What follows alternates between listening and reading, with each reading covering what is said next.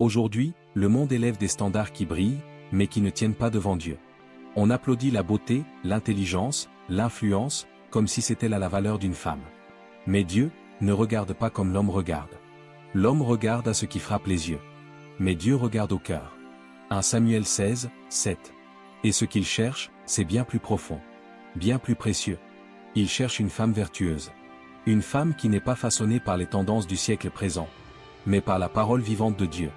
Une femme qui brille, non par ses bijoux, mais par sa foi. Qui attire, non par ses formes, mais par sa douceur et sa fermeté spirituelle. Elle n'est peut-être pas la plus suivie sur les réseaux, mais elle est connue dans le ciel. Cette vidéo n'est pas pour flatter. C'est une invitation à revenir à l'essentiel. Que tu sois une femme qui veut plaire à Dieu, ou un homme qui veut reconnaître une femme selon Dieu, ce message est pour toi. Reste jusqu'à la fin, car les qualités que nous allons voir sont des perles. Et elles viennent directement de la parole de Dieu. Dans un monde qui brouille les repères, où ce qui est mauvais est appelé bon, et ce qui est bon est souvent oublié, il est urgent de revenir à ce que Dieu dit. Et aujourd'hui, je vais te partager les 10 qualités d'une femme selon le cœur de Dieu. Pas selon une opinion, pas selon une culture, mais selon l'Écriture. Si tu es une femme, et que ton désir est de marcher dans les voies de Dieu, alors chaque point que tu vas entendre est une clé précieuse pour ton cœur. Et si tu es un homme, ces qualités vont t'aider à discerner la vraie valeur d'une femme devant Dieu. Une femme de prière. Une femme de foi. Une femme de caractère. Alors reste attentif. Prends des notes. Médite chaque parole. Car ces 10 qualités ne viennent pas de moi. Elles viennent directement de la parole de Dieu. Et la Bible déclare dans Proverbe 4, 7. La sagesse est la chose principale. Acquiert la sagesse, et avec tout ce que tu possèdes, acquiert l'intelligence. C'est parti. Première qualité. 1. Elle craint Dieu. La grâce est trompeuse, et la beauté est vaine. Mais la femme qui craint l'Éternel est celle qui sera louée. Proverbe 31, 30. Ce n'est pas moi qui le dis. C'est la Bible. Dieu ne dénigre pas la beauté, mais il nous révèle que ce n'est pas ce qui compte le plus. Car la beauté passe, mais la crainte de Dieu reste et élève. Une femme qui craint Dieu, ce n'est pas une femme parfaite. C'est une femme qui place Dieu au centre de tout. Avant de plaire aux hommes, elle cherche à plaire au Seigneur. Avant de séduire par son style, elle se revêt de sa présence. Elle sait que sa vraie valeur n'est pas dans les likes, ni dans un miroir, mais dans son obéissance à Dieu. Elle prie quand tout va bien, et encore plus quand tout va mal. Elle prend la parole au sérieux, pas comme un accessoire, mais comme sa boussole. Et parce qu'elle craint Dieu, elle devient une lumière dans sa maison, une bénédiction pour sa génération. C'est cette femme-là que Dieu loue, et que le ciel reconnaît. Et c'est par cette crainte de Dieu que commence toute vraie sagesse. Proverbe 9, 10. 2. Elle est sage. La femme sage bâtit sa maison, mais la femme insensée la renverse de ses propres mains. Proverbe 14, 1. Tu peux être belle. Tu peux être talentueuse. Mais si tu n'as pas la sagesse, tu risques de détruire ce que Dieu voulait bâtir à travers toi.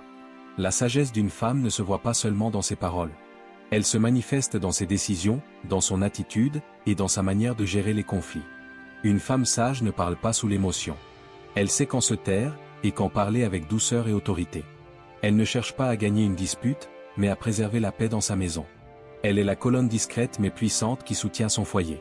Sa sagesse n'est pas humaine, elle vient de sa communion avec Dieu. Elle consulte le Seigneur avant de réagir, et c'est ce qui fait toute la différence. Une femme selon Dieu est une bâtisseuse. Elle construit son mariage, elle forme ses enfants, elle influence son entourage avec intelligence spirituelle. Elle n'est pas parfaite, mais elle apprend de ses erreurs. Et même dans les tempêtes, elle reste ferme, car elle sait que sa maison repose sur le roc. Matthieu 7, 24 à 25. C'est cette sagesse-là qui fait d'une femme un pilier selon Dieu. 3. Elle est soumise. Femmes, soyez soumises à vos maris comme au Seigneur. Éphésiens 5, 22. Ce verset dérange. Il choque même, mais seulement quand il est mal compris. La soumission biblique n'est pas une forme d'esclavage, ni une humiliation. C'est un acte de foi et de confiance, dans le plan parfait de Dieu pour le foyer. Une femme soumise n'est pas une femme silencieuse ou effacée. C'est une femme qui comprend son rôle dans l'alliance du mariage. Elle n'est pas inférieure à son mari, mais elle choisit, par amour pour Dieu, de respecter l'ordre spirituel que Dieu a établi. Christ le marine la femme. Éphésiens 5, 23. Elle soutient, elle honore, elle élève son mari par ses paroles et ses actions. La soumission biblique est active, pas passive. C'est une décision quotidienne de faire confiance à Dieu, même quand ce n'est pas facile. Et c'est cette attitude qui transforme un foyer. Car là où l'ordre divin est respecté, la paix, la grâce et l'harmonie s'installent. Une femme soumise ne perd rien. Au contraire, elle devient puissante aux yeux de Dieu. 4. Elle travaille de ses mains. Elle se met à l'œuvre avec ardeur, ses bras sont pleins de vigueur. Proverbe 31, 17. Cette femme ne reste pas inactive. Elle n'attend pas que les choses arrivent, elle agit. Dans la parole de Dieu, il est écrit que le travail est une bénédiction, Genèse 2, 15. Ce n'est pas une malédiction. Une femme vertueuse comprend cela. Elle se lève chaque jour avec un but, honorer Dieu dans son travail. Elle n'est pas oisive. Elle ne laisse pas le temps filer sans l'utiliser à bon escient. Elle s'investit dans sa famille, mais aussi dans tout ce qu'elle entreprend. Ses mains sont pleines de bénédictions non seulement pour elle-même, mais pour tout ce qu'elle aime. Elle ne se repose pas uniquement sur les autres, elle porte son fardeau, et celui de sa maison. Elle est active, elle est productive, et elle fait prospérer ce que Dieu lui a confié. Le travail de la femme selon Dieu n'est pas juste un travail extérieur. Il commence dans son cœur. Elle travaille avec intégrité, dévotion, et dévotion à sa famille. Que ce soit dans son rôle de mère, d'épouse, ou dans sa carrière. Elle met son énergie au service de la gloire de Dieu. Et chaque effort est une offrande à Dieu. Une femme qui travaille de ses mains est une femme de force, et cette force vient de Dieu. 5. Elle parle avec sagesse. Elle ouvre la bouche avec sagesse, et des instructions aimables sont sur sa langue. Proverbe 31, 26. Les mots ont un pouvoir immense. Ils peuvent construire ou détruire. La femme vertueuse choisit ses mots avec soin. Elle ne parle pas sous l'impulsion de l'émotion, mais sous la direction du Saint-Esprit. Elle sait que ses paroles ont le pouvoir de transformer son foyer, ses relations et même son environnement. Elle choisit des mots de vie, et non de mort. Elle ne se laisse pas emporter par des paroles inutiles ou des jugements rapides. Elle parle quand c'est nécessaire et sait se taire quand c'est approprié. Les paroles de cette femme sont pleines de grâce, comme un baume sur une plaie. Elle apporte de l'apaisement quand il y a de la tension, et de la clarté quand il y a confusion. Ses conseils sont basés sur la sagesse divine, et elle édifie son entourage par ses paroles. Elle est une source de bénédiction pour tous ceux qui l'écoutent. Une femme sage ne parle pas pour être entendue, mais pour servir les autres. Elle est consciente que ses paroles peuvent influencer les cœurs et changer des vies. C'est pour cela qu'elle veille à ce que ses mots soient justes, doux, et remplis de vérité. Elle se souvient toujours que le Seigneur veille sur nos paroles, Matthieu 12, 36. Elle cherche à bâtir avec ses mots, à apporter la paix, et à refléter Christ dans ce qu'elle dit. Les mots de cette femme ne sont pas juste des sons, ce sont des instruments de guérison. 6. Elle veille sur sa maison. Occupée aux soins domestiques, bonne, soumise à leur mari. Tite 2, 5. Veiller sur sa maison, ce n'est pas juste un acte quotidien. C'est un acte de dévouement, de discipline et d'amour. La femme vertueuse veille sur chaque aspect de son foyer, des tâches les plus simples aux plus complexes. Elle comprend que c'est dans les détails que réside la béatitude du foyer. Elle choisit de donner tout son cœur à l'entretien de son domicile, pour honorer Dieu dans son service. Elle ne laisse pas son foyer dans l'abandon. Elle le nourrit, le protège, et le cultive. Son travail au sein de la maison n'est pas un fardeau, mais une responsabilité sacrée. Chaque tâche, qu'elle la trouve grande ou petite, est un moyen d'honorer son rôle divin. Elle veille à ce que son foyer soit un lieu de paix, de prospérité, et de lumière. C'est par sa fidélité dans les petites choses que Dieu la bénit et fortifie son foyer. Une femme selon Dieu est fidèle dans les choses ordinaires. Elle prend soin de son mari, de ses enfants, et de tout ce qui compose son environnement familial. Elle n'attend pas que les choses arrivent, elle crée un environnement où la joie et l'harmonie sont naturelles. C'est dans ces petits actes de service quotidien qu'elle construit quelque chose de durable et divin.